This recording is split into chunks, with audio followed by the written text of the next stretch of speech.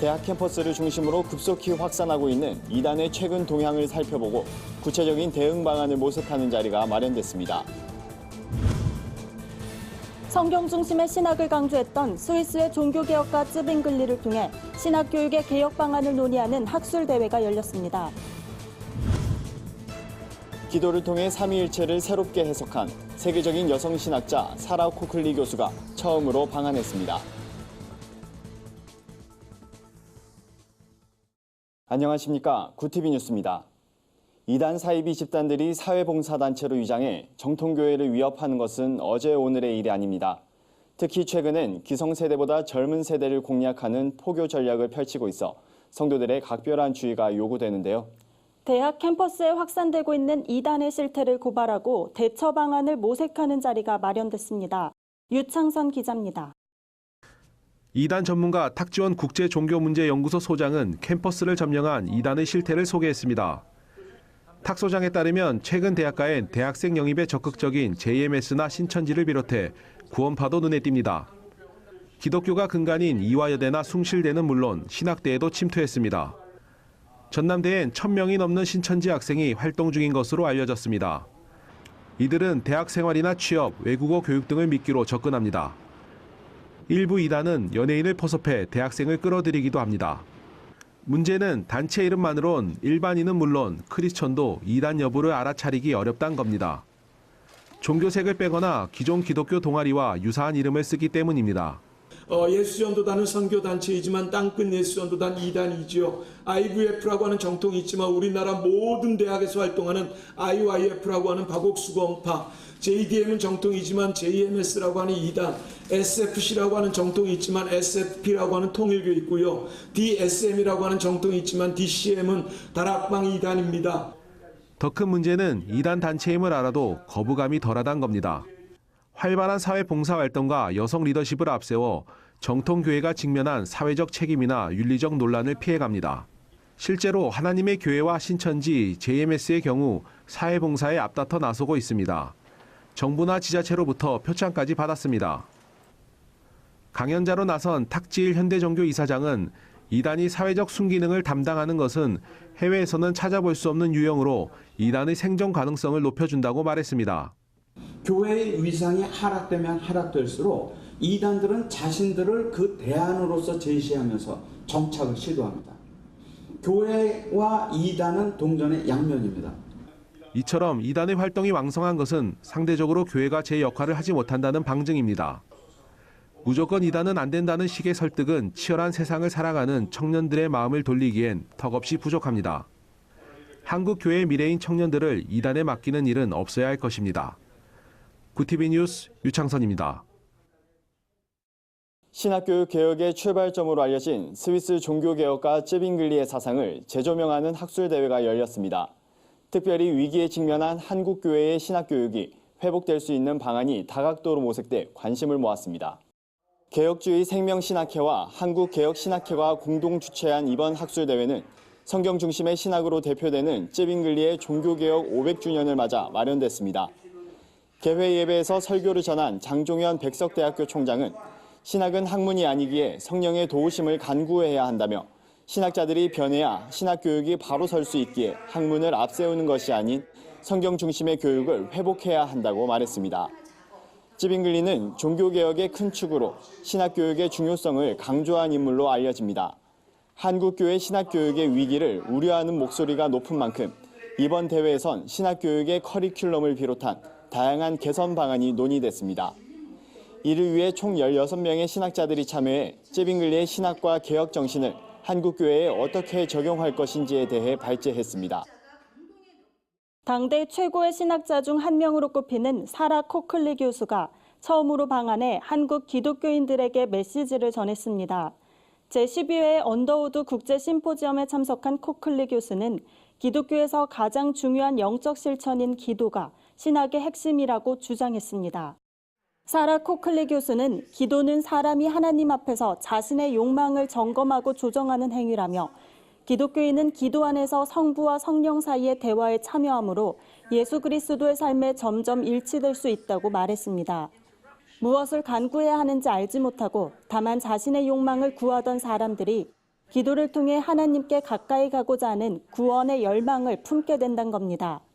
코클리 교수는 죄의 상태에서 인간은 스스로를 강하고 독립적인 존재로 생각하지만 깊은 기도에 들어가면 자신의 나약함을 발견하게 된다며 이 나약함이 하나님과의 만남과 연합을 가능하게 한다고 강조했습니다. 한편 언더우드 국제심포지엄은 언더우드 선교사의 헌신을 기리기 위해 세문안교회가 매년 개최하는 학술 행사로 올해는 특히 새 예배당 입당과 언더우드 선교사 탄생 160주년을 기념해 열렸습니다.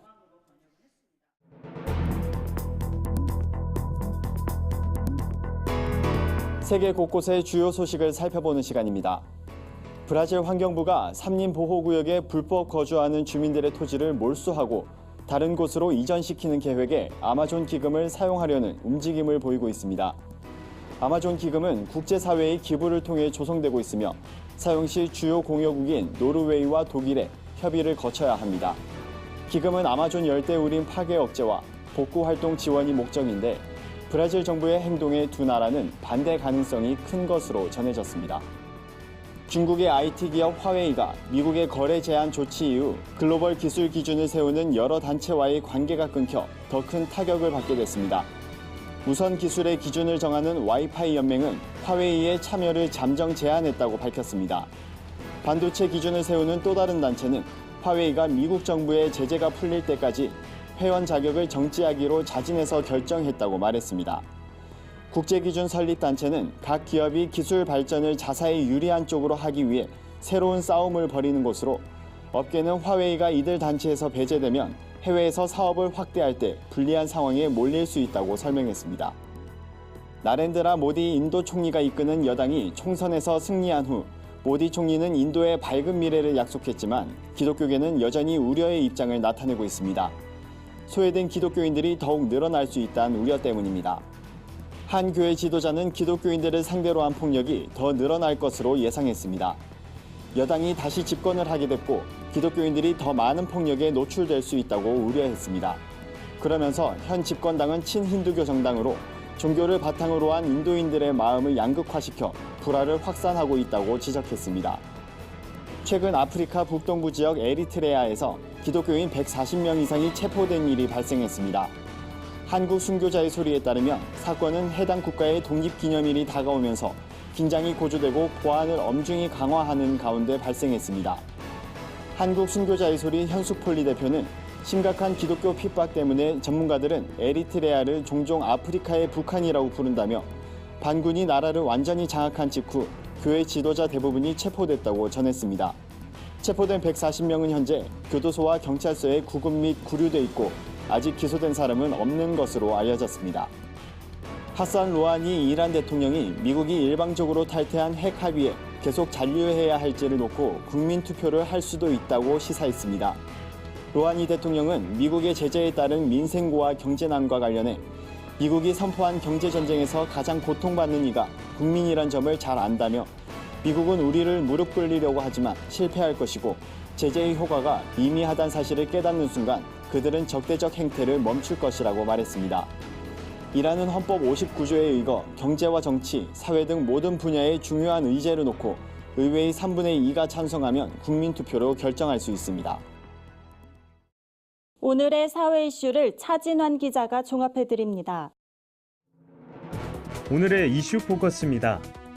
황금 종려상의 영예를 아는 봉준호 감독의 기생충이 오는 30일 개봉을 앞두고 예매율 1위를 기록했습니다. 봉준호 감독의 기생충은 지난 26일 세계 최고 권위를 자랑하는 칸 영화제에서 한국 영화 100년 사상 처음으로 황금 종려상을 수상했습니다. 수상 소식이 전해지자 예매율이 가파르게 상승했고 27일 기준 예매자 수가 11만 명을 넘었습니다. 봉 감독의 이번 작품은 빈부격차의 문제를 다룬 블랙 코미디 영화로 현대 한국 사회 계급 문제를 파헤친 영화라는 평가입니다. 사상 첫 황금 종려상을 수상한 만큼 관객들의 관심과 기대감도 더 커질 것으로 보입니다. 문재인 대통령의 국정 지지도가 석 달 만에 50%대를 회복했습니다. 27일 리얼미터가 발표한 설문조사에 따르면 문 대통령 지지도는 지난주보다 0.6%포인트 오른 50%로 나타났습니다. 이는 문재인 대통령의 민생경제 행보와 성과에 대한 긍정적인 메시지가 늘어난 데 따른 결과로 해석됩니다. 리얼미터 측은 노무현 전 대통령 10주기 추도식도 일시적인 영향을 준 것으로 평가된다고 설명했습니다. 한편 정당 지지율은 더불어민주당 39.3%, 자유한국당 31.9%, 정의당 7.6%, 바른미래당 5%, 민주평화당 2.2% 순으로 나타났습니다. 취업포탈 잡코리아가 직장인 1,322명을 대상으로 설문조사를 한 결과 직장인들은 첫 취업 후 10년간 평균 4차례 회사를 옮기는 것으로 나타났습니다. 지난 2010년 조사 당시 평균 2.9회보다 한 차례 이상 늘어났으며 연차와 평균 이직 횟수는 대체로 비례했습니다. 또한 1년차 직장인 가운데서도 64.7%는 이직 경험이 있는 것으로 조사됐습니다. 이직을 결심한 이유로는 연봉에 대한 불만이 47%로 가장 많았고 상사에 대한 불만과 복지 제도에 대한 불만이 각각 28%, 27%로 나타났습니다. 구TV 뉴스 차진환입니다. 주요 단신입니다. 한국교회 총연합이 저출산 위기 극복을 위한 국민 포럼을 개최합니다. 이번 포럼은 내달 3일 한국 프레스센터에서 진행되며 발제자로는 한국보건사회연구원 조흥식 원장, 한국기독교 공공정책협의회 김철영 사무총장 등이 나섭니다. 포럼에는 한국교회봉사단, 월드비전, 기아대책, 평통연대 등 9개 단체가 협력합니다. 대북 지원단체인 북한정의연대가 내달 1일까지를 북한 정의주간으로 정하고 북한 인권과 탈북 난민 문제를 조명합니다. 다가오는 29일에는 한국프레스센터에서 기자회견을 갖고 북한 인권 피해자의 증언을 듣고 북한 인권 정책에 논의하는 시간을 가질 예정입니다. 국제구호단체 기아대책이 다가오는 30일 서울 여의도 국민일보 빌딩에서 에클레시아 클럽 발족식을 진행합니다. 에클레시아 클럽은 나눔과 섬김을 위해 기아대책에 1억 원 이상을 기부하거나 기부를 약정한 한국교회나 기관, 성도를 대상으로 합니다. 발족식에는 상하이 한인연합교회, 군산 성광교회, 원천교회, 염강교회 등 30여 교회가 초대 멤버로 위촉됩니다. 세월호 참사 유가족들이 주축이 되어 조직한 4.16 희망 목공협동조합이 목공소를 개소했습니다. 유가족들은 세월호 가족이 심리적, 경제적 안정을 찾고 생명, 안전, 평화의 4.16 정신이 지속적으로 확산되는 데 기여하는 협동조합이 되겠다고 전했습니다. 이상으로 뉴스를 마칩니다. 구TV 뉴스는 인터넷 신문 데일리 굿뉴스를 통해서도 보실 수 있습니다. 시청해주신 여러분 고맙습니다.